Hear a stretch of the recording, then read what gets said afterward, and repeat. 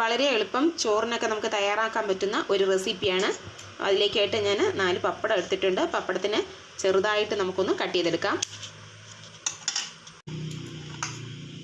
ഇതിൽ എണ്ണ വെച്ചിട്ടുണ്ട്. എണ്ണ നന്നായി തിളച്ചിട്ടുണ്ട്. അപ്പോൾ നമുക്ക് അരിഞ്ഞ് മാറ്റി വെച്ചിരുന്ന പപ്പടം അതിലേക്ക് ചേർത്ത് കൊടുക്കാം.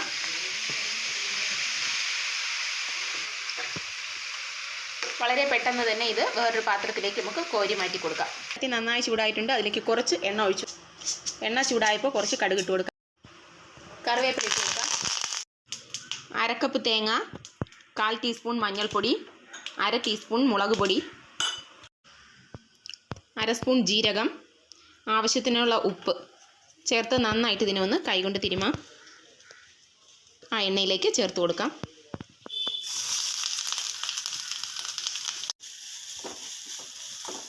വറുത്ത് മാറ്റി വെച്ചിരുന്ന പപ്പടം ചേർത്ത് കൊടുക്കാം.